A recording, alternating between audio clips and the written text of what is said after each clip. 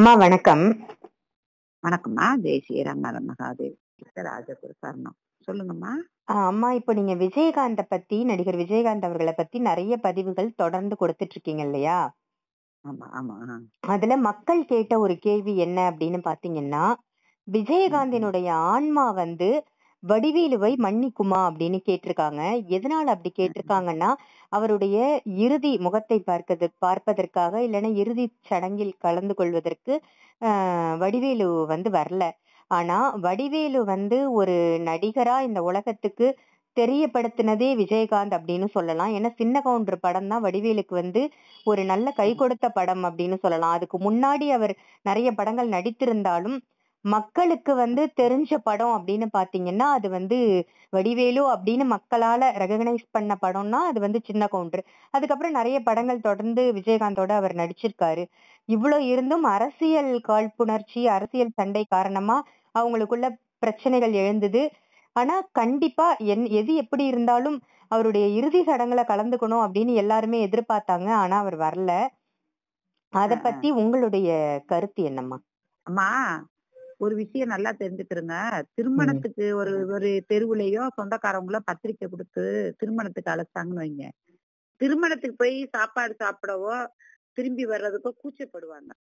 அதே மாதிரி இவர் வந்து திருமணத்துக்கு அழைக்கலைனாலும் இறந்து போனதுக்கு கண்டிப்பா நம்ம போகணும். இப்ப நான்லாம் ரோட்ல நடந்து போனா யாராவது இறந்து போயிருப்பாங்க. அவங்களுக்கு என்னால முடிஞ்ச பூவோ இல்ல அவங்க பாதத்தை தொட்டோ கும்பிட்டுட்டு அவங்களுடைய அந்த இறுதி சடங்கு முடிக்கிற வரையும் போகணும். அதே மாதிரி ஜமாத்துல ஒரு பழக்கம் இருக்கு. முஸ்லிமுக எங்கேயோ ஒருத்தவங்க இனத்துல உள்ளவங்க இறந்துருவாங்க. ஆனா ஜமாத்துல உள்ளவங்க அவ்வளவு பேருமே ஓடி போய் அந்த இறுதி அந்த செய்ய வேண்டிய அந்த சடங்குகளை தெளிவா செஞ்சிருவாங்க.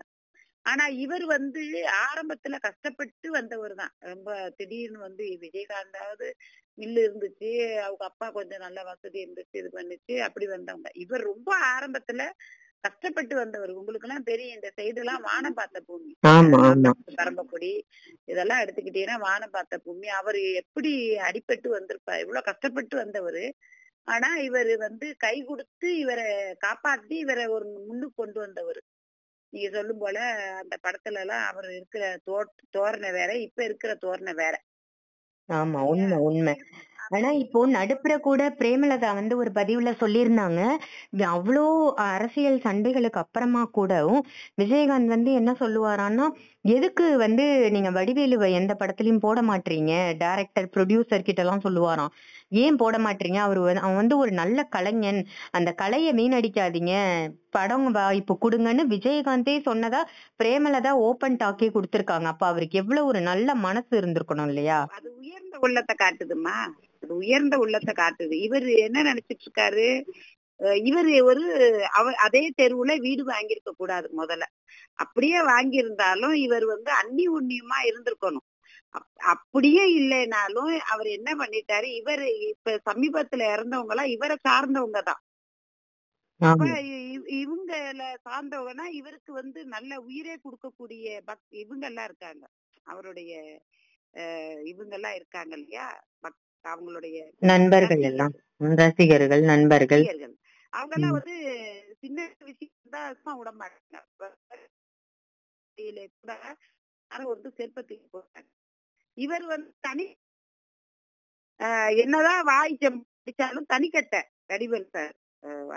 சாருன்னா சொல்லுங்க, அவங்க வயது இருக்காதுக்கும் சொல்றேன். அந்த ஒரு பயம் ஒண்ணும்.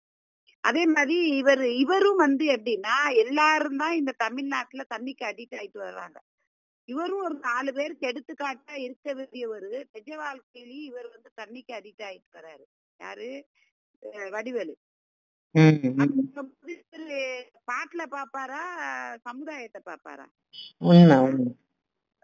ஒரு காலகட்டத்துல வந்து நம்ம விஜய் சார் வந்து இறந்து போனாரு. அவர் வந்து தண்ணியோட வாழ்க்கை நடந்துட்டு இருக்காரு. அதான் கேப்டன், கப்பல்ல வர்றதான் கேப்டன், தண்ணியோட குடிச்சிருக்கிற கேப்டன்லன்னு ஒரு மேடையில பேசியிருக்காரு. அதே வேலையத்தானே இவரும் செஞ்சிட்டு இருக்காரு. ஆனா ஒரு விஷயம் நான் சொல்றது, இவங்க வந்து கண்டிப்பா கேதத்துக்கு மீடியா மூலியமாவது அவர் கேட்டிருக்கணும். அதுதான் ஒரு ஆமா, மாற்றப்பட்ட நேர்ல ஒரு வர முடியலன்னா கூட ஆ, உடல் ஆ, ஒத்துழைக்கல, இல்ல மக்கள் ஏதாவது சொல்லிருவாங்கன்ற அந்த பிரச்சனை இருந்தாலும் மீடியா மூலியமாவது இவர் கேட்டிருக்கணும். கேட்டிருக்கணும். ஆனா இந்த ஒரு போன்லயாவது விஷயம் விசாரிச்சிருக்கணும். ஒரு விஷயம் நான் சொல்றேன் கேளுங்க.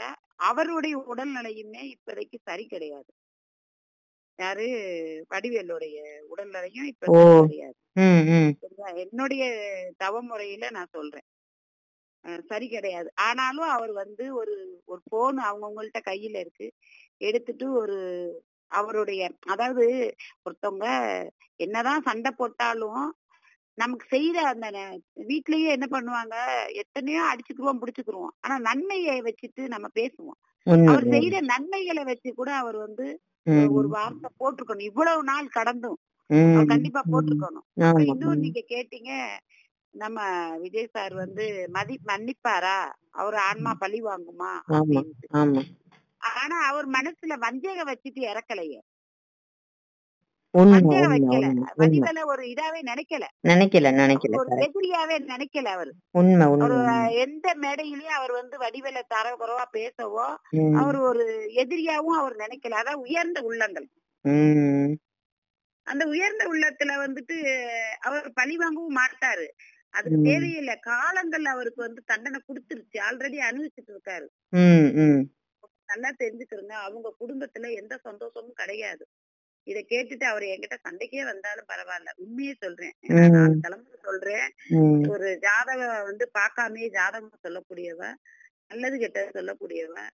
அவங்க குடும்பத்துல இவர் அவங்க வீட்லயே அவர் திரும்பி பார்க்கலன்னும் போது நாட்டையும் பக்கத்துல இருக்கவரையும் எப்படின்னா திரும்பி பார்ப்பாரு.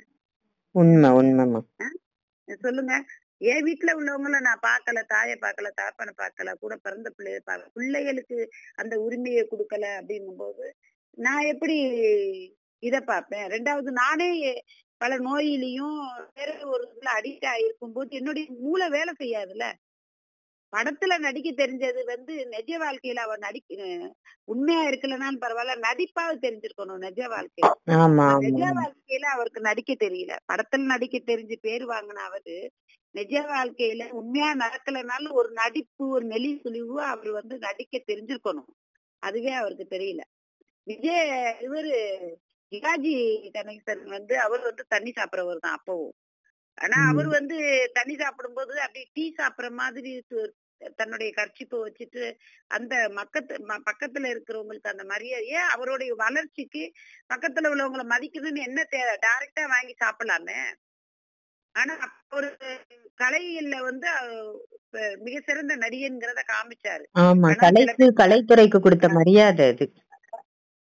காமிச்சிருக்காங்க. அப்படி இருக்கும்போது இவர் நடிப்புக்காவது இது வந்து அவர் காதுக்கு போகணும்னு இருக்கேன். ஏன்னா இனிமேதான் வந்து வடிவேலு சாரோடைய குடும்பத்துல ஏகப்பட்ட பிரச்சனை வரப்போகுது. ஆல்ரெடி வந்துட்டு இருக்கு வெளி காட்டல. 2வது அவர் ஒரு தனி மனிதன். அதை கொஞ்சம் புரிஞ்சுக்கிறணும் நம்ம. அவருக்கு ஒரு என்ன சினிமால வரலாம் போகலாம். அவருக்கு பேக்ரவுண்டு இன்னைக்கு நம்ம சொல்லுவாங்க, என்ன தட்டி கேட்க ஆள் இல்ல, அள்ளி பார்க்க ஆள் இல்ல, கிள்ளி பார்க்க இல்லைன்னு. பணம் வச்சிருக்கலாம்.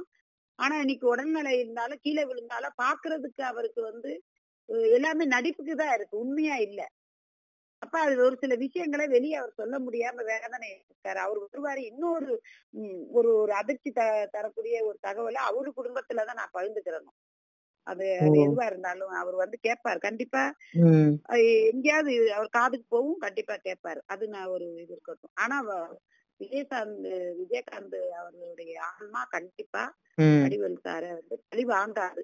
ஆனா பிரம்மஞ்சமும் அவங்க குடும்பத்தின் வழியையும் 4 பிடியோடைய அந்த 4 பிடி சொல்லக்கூடிய 4 பிடின்னு இந்தியில சொல்லுவாங்க. தமிழ்ல வந்து 4 ஜென்மாவுடைய தலையெழுத்து தெரிஞ்சதுனால சொல்றேன். அதுவே அவரை வந்து துன்பப்படுத்திட்டு துன்பத்துல இருந்துட்டாரு. அவரு சினிமாவுல சிரிக்கிறாரு, ஆனா வாழ்க்கையில சிரிப்பு இல்ல. பேருக்கு நன்மை செய்யணும்னு நினைக்கிறவங்க பூரா தீமையா ஆயிட்டு இருக்காங்க, எதிரியா ஆயிட்டு இருக்காங்க. ஏன்னு கேளுங்கம்மா. இப்ப டீச்சரை அடிச்சா, டீச்சர் கல்ல விட்டு எரிஞ்சா அவங்க வந்து கண்டிப்பாங்க. ஆனா அப்பவே நிம்மதி இருக்காது. அதே ஹெட் மாஸ்டர் கல்ல விட்டு எரிஞ்சா என்ன ஆகும்? அவங்க டிசியை கிழிச்சு கையில கொடுத்துருவாங்க. இந்த நிலைமை தான் வடிவேலுக்கு போயிட்டு இருக்கு. புரியுதுன்னு நினைக்கிறேன் உங்களுக்கு. புரியுதுமா, புரியுது புரியுது. அதாவது கடவுளே அவரை பார்த்துப்பாரு. விஜயகாந்தோட ஆன்மா வந்து அவரை எப்பயோ மன்னிச்சிடுச்சு. அவர் உயிரோட இருக்கும் பொழுதே அவரு நீங்க சொன்ன மாதிரி ஒரு பொருட்டா எடுத்துக்கல. சரி ஏதோ சொன்னதை சொல்லிட்டு போறான் அப்படின்ற மாதிரி அவர் இருந்துட்டாரு. இப்ப இறந்தும் அவரை மன்னிச்சிருவாரு. ஒரு ஆன்மா தண்டிக்காதுன்னு சொல்றீங்க, உண்மை. ஏன்னா அவர் ஒரு நல்ல மனிதர். அப்படிப்பட்ட மனிதர் வஞ்சனை வைக்க மாட்டாரு. இன்னும் அதிர்ச்சி தரக்கூடிய தகவல்கள் நிறைய இருக்குமா, நான் அடுத்தடுத்து சொல்றேன். அது சொல்றதுனால எனக்கு கெட்ட பேர் வந்தாலும் பரவாயில்ல. ஆனா நான் தவத்தின் மூலியமாதான் நான் அறிஞ்சுக்கிறேன். இங்க இருந்து கடல் கடந்து 7 கடல் கடந்து என்ன நடக்குங்கிற கூட நம்ம புரிஞ்சுக்கலாம். தெரியும், சென்னையில அந்த உங்களுக்கு தெரியும், தண்ணி போற இடம் உள்ள போய் எத்தனையோ மக்கள் போனாங்க. அது வெளியே அவ்வளவா வரல. ஆனா தண்ணியில வெள்ளத்துல இருக்கும்போது நான் திருச்செந்தூர்ல போயிட்டு வேண்டிக்கிட்டேன், இது வானபோத்த பூமி, இங்கிட்டு புயலையும் மழையும் கூட அங்க வேண்டாம். ஆனா அதே மாதிரி இங்கிட்டு வந்துருச்சு எங்களுக்கு. ஆனா இது எங்கனால தாங்க முடிஞ்சிச்சு. ஆனா அது சென்னை தாங்க முடியுமா? முடியாது, நிச்சயமா முடியாது. யாருக்காவது வெளியே சொன்னா தெரியாது. ஆனா நான் போனேன் அதே டயத்துல. நீங்க டேட்டா பார்த்தா தெரியும். நம்ம பதிவு போட்டிருக்கோமேமா, அதை பத்தின பதிவுகள்லாம் நம்ம தொடர்ந்து போட்டுட்டு. ஆனா யாருக்குமே கிண்டலா இருக்கும். ஏன்னா நான் அப்ப சொல்றேன் இப்ப சொல்றேன், ஒருத்தவங்க தன்னுடைய வாழ்க்கைய அர்ப்பணம் பண்ணிட்டால் அவங்க நாட்டுக்காக மாத்திரம்தான். நான் நாட்டுக்காக மாத்திரம்தான் வாழ்றேன். நாட்டுக்காகவும், நாட்டுக்கு ஏதாவது ஒண்ணுன்னா என்னோட உயிரை பணைய வைப்பேன் ஃபர்ஸ்ட். அதனாலதான் அந்த துணிச்சல்லதான் இந்த கதை, இந்த தலையெழுத்து, இந்த நடக்க போறத முன்கூட்டியே பதிவு செய்யறேன் நான். இன்னும் அதிர்ச்சி தரக்கூடிய விஷயங்கள், நாட யார ஆள போறாங்க, யாருக்கிட்ட போகுது, இதை விஜயகாந்த் சாரே இதுக்கு தீர்ப்பு சொல்லுவாரு. அது எல்லாருக்கும் தெரிய வரும். அதை நான் தெரியப்படுத்துவேன். நிச்சயமா தொடர்ந்து நம்ம வரும் பதிவுகள்ல அதெல்லாமும் பாப்போம்மா. நல்ல ஒரு தகவல் சொன்னீங்க, ரொம்பவே நன்றிகள். ரொம்ப நன்றிம்மா. ஜெய் ஸ்ரீராம். அருள் மகாதேவ். யோகஞான சித்தர் ராஜகுரு சரணம்மா. வாழ்க வளமுடன்.